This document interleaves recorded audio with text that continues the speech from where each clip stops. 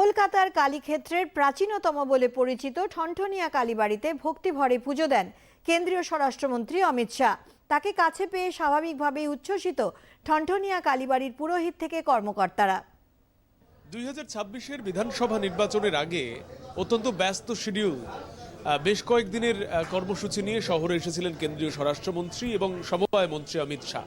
তার মধ্যে যেমন তিনি রাজনৈতিক বহু বৈঠক করলেন, বার্তা দিলেন দলের কর্মী সংগঠকদের, তার পাশাপাশি কালীক্ষেত্র কলকাতার অন্যতম প্রসিদ্ধ মন্দির বা প্রাচীনতম মন্দির যাকে মনে করা হয় উত্তর কলকাতার ঠনঠনিয়া কালীবাড়িতেও পূজা অর্পণ করলেন মায়ের উদ্দেশ্যে।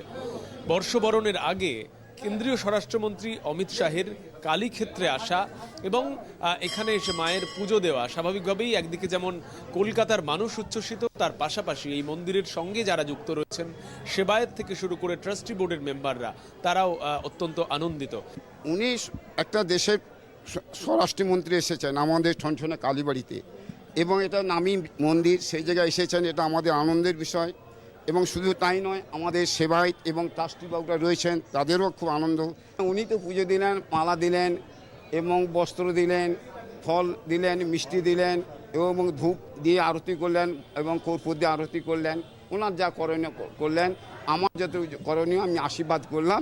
উনি শ্রদ্ধাভাবে শুনলেন এবং হেসে আমাকে কথोपकथन করলেন। वो आया इस दिन हम लोग का बहुत बड़ा बात है, खुशी का बात है। ये गृह मंत्री मेरा मंदिर में आया, हम लोग का मंदिर में, और वो आके बढ़िया से पूजा दिया। वो पूजा के लिए फूल, माला, मिठाई, फल, कपड़ा, माँ के लिए बाकी जो लगता है धूप दिया सब लाके आया था और पूजा दे के पूरा पूजा दिया, खुद आरती किया, माँ को धूप बत्ती दिखाया और माँ का चरणामृत भी पिया। ক্যামেরায় দেবাশী সাধক, পার্থ চৌধুরীর সঙ্গে সৌরজ্যোতি বন্দ্যোপাধ্যায়, দূরদর্শন সংবাদ, কলকাতা।